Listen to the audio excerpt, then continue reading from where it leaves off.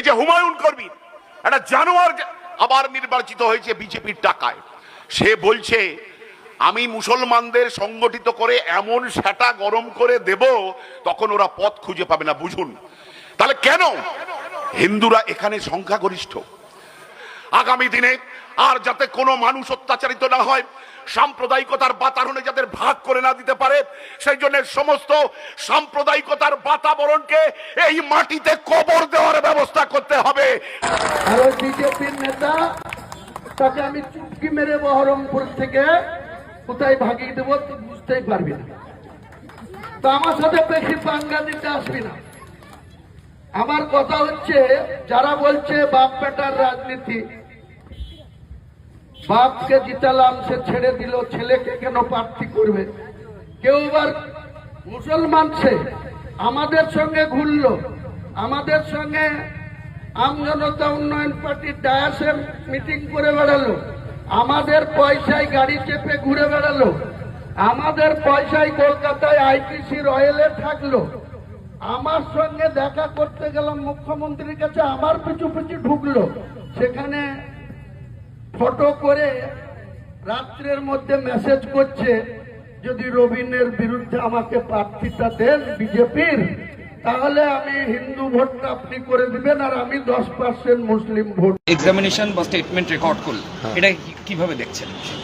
সম্পূর্ণভাবে একটা পুলিশ রাজের নমুনা হিসেবে দেখছি।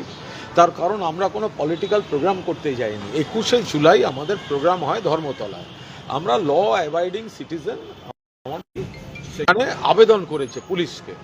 পুলিশের হ্যাঁও আসেনি, নাও আসেনি।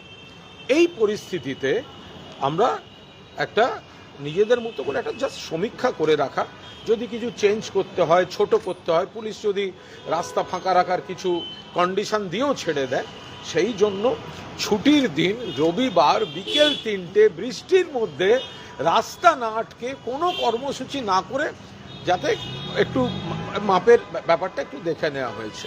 এখন তার জন্য নোটিশ ধরানো হয়েছিল, আমি এসেছিলাম, পুলিশের প্রেমপত্র পেয়ে এসেছি, তদন্তে সহযোগিতা করেছি, তারা নানা রকম প্রশ্ন করেছেন, আমি সেই প্রশ্নগুলোর উত্তর দিয়েছি। আমার সব প্রশ্ন মনে নেই, বলাও ঠিক নয়, তবে এরকম একটা ধরতে পারেন, মানে একটুখানি কল্পনা মিশিয়ে, যে রাস্তাটায় দাঁড়িয়েছিলেন পিচের রাস্তা ছিল না মাটির রাস্তা ছিল? আচ্ছা, যে গাছটার তলায় দাঁড়িয়েছিলেন ওটা পলাশ গাছ ছিল না কৃষ্ণচূড়া গাছ ছিল? আপনারা যখন দাঁড়িয়েছিলেন তখন কলক্ষ গাড়ি আপনাদের জন্য অবরুদ্ধ হয়েছিল। তো আমি কিছু ছবি ওনাদের দিলাম, তাতে দেখা যাচ্ছে এটা ধুধু রাস্তা, এবং আমরা কোনো অবরোধ কোনো কিছু করিনি, কোনো পলিটিক্যাল প্রোগ্রাম করিনি। তো আমরা যা যা বলার সেগুলো বলেছি। আমরা পুলিশকে তো সহযোগিতা করছিলাম। আমরা যে কারণে এসেছিলাম, যে পুলিশ তখনও হ্যাঁও বলেনি, নাও বলেনি। না বললে নিশ্চয়ই আসতাম না।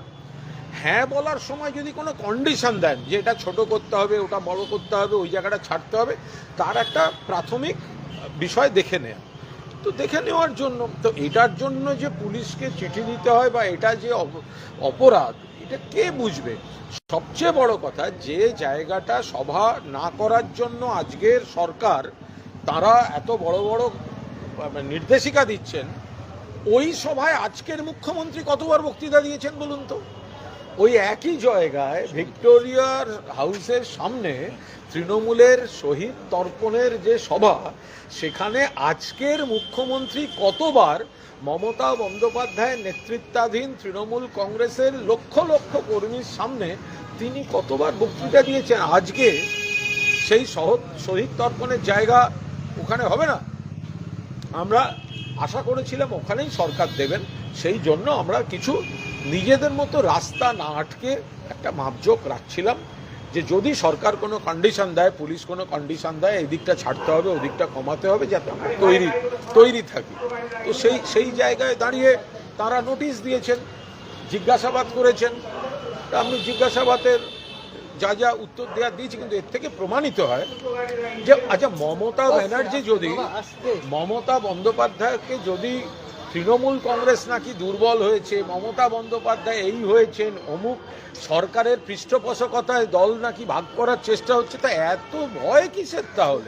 তাহলে মমতা বন্দ্যোপাধ্যায়ের 21শে জুলাই শহীদ তর্পণের জন্য আইন জারি করে সমস্ত জনসভা বন্ধ করে দিতে হবে, ফিতে দিয়ে মাপলে পুলিশ ইয়ে করতে পারবে, ওনারাই লজ্জায় পড়ে গেছেন। ওনাদের উপর আমার কোনো রাগ নেই, ওনারাই বিরাট লজ্জায় পড়ে গেছেন যে এরকম একটা ওপর থেকে এসছে যে ওনাদেরকে এই বিষয়টা নিয়ে লোককে বিরক্ত করতে হচ্ছে। ওখানে কি জায়গা দেওয়া হচ্ছে না, সেটা তো কাল জানিয়ে দিয়েছে, ওনারা দিচ্ছেন না। তাহলে কোয়েশ্চেন ডাজ নট অ্যারাইজ। আমার তো সেটাই প্রশ্ন।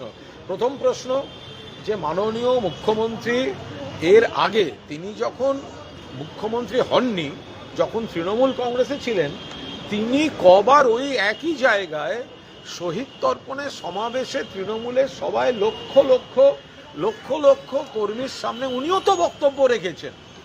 তো সুতরাং আজকে সেটা নিষিদ্ধ করছেন, এবং যখন নিষিদ্ধটাই হচ্ছে তখন আমরা তো নিশ্চয়ই ঝগড়া করতে যাব না। কিন্তু যখন আমরা আবেদন করেছিলাম এবং আবেদন করার পর আমরা ইয়েস পাইনি, নো পাইনি, সেই সময়টা অন্তর্বর্তীকালীন সময়ে আমরা একটা প্রস্তুতি রাখছিলাম। পুলিশ যদি কোনো কন্ডিশন দেয় যে এটার এই জায়গাটাকে এইভাবে ছাড়তে হবে, ওইভাবে ছাড়তে হবে, আমরা তার প্রস্তুতির জন্য একটু মাপজোক করেছিলাম। মাপামাপির জন্য প্রোগ্রাম নয়, পথসভা নয়, অবরোধ নয়, ছুটির দিনে ফাঁকা রাস্তায় বৃষ্টির মধ্যে মাপামাপি। এখন প্রশ্নগুলো তারা তাদের মতো করেছেন, আপনারা এইভাবে ধরতে পারেন, পিচের রাস্তা ছিল না মাটির রাস্তা ছিল, যে গাছটা দেখেছেন ওটা পলাশ গাছ নাকি ওটা কৃষ্ণচূড়া গাছ, যে ফিতে দিয়ে মেপেছেন ওটা প্লাস্টিকের ফিতে নাকি পাটের তৈরি ফিতে, আপনারা কোন দিকে মুখ করে দাঁড়িয়েছিলেন, উত্তর দিকে না দক্ষিণ দিকে? আপনারা যখন দাঁড়িয়েছিলেন তখন ক লক্ষ গাড়ি সেই জায়গাটায় আটকে গিয়েছিল। আপনারা কি জানেন ফিতে নিয়ে যাওয়াটা আজকালকার দিনে অপরাধ রাস্তায়? ফলে এই ভয়ঙ্কর সুন্দর প্রশ্ন, প্রায় এগুলো এরকমই সমস্ত প্রশ্ন, এগুলো প্রতীকী প্রশ্ন। এই ভয়ঙ্কর সব দেখে একটা পুলিশ রাজের নমুনা মাননীয় মুখ্যমন্ত্রী, আপনিও তো রাজনীতি করে উঠেছেন, আপনি তো একেবারে গ্রাসরুটের রাজনীতি করে উঠেছেন, বিরোধী রাজনীতি করেছেন, এই দলের শহীদদের তর্পণও আপনি করেছেন, তারপরে কি এগুলো সমস্ত ঠিক হচ্ছে? কুণালদা, আজকে ঋতব্রত, অরূপ রায় এরা সব দিল্লি গেছে, 10 জনের টিম আগামীকাল ইলেকশন কমিশনের ফুল বেঞ্চ জ্ঞানেশ কুমারের নেতৃত্বে, সেখানে ওরা মিট করবে। তৃণমূল কংগ্রেসের প্রতীক থেকে তহবিল সবকিছুর ওরা ক্লেম করে। দেখুন, এটা গোটাটাই তো চলছে বিজেপি স্পন্সর, ওদের মিটিংয়েও তো সেই দিল্লি থেকে আসা লোকেরা বসে থাকছেন। তো ফলে এটা যাই হচ্ছে সেটা একটা নির্দিষ্ট পরিকল্পনা এবং তৃণমূলকে ড্যামেজ করার চক্রান্ত এবং পৃষ্ঠপোষকতা নিয়ে হচ্ছে। যারা যারা গেছেন, আমি সকলকে বলবো না, তাদের কারুর নামে কি কি মামলা আছে খেয়াল করেছেন? কার নামে খুনের মামলা আছে? কেউ খুনের মামলায় ভালো তৃণমূল সাজছেন, আর যিনি খুন হয়েছে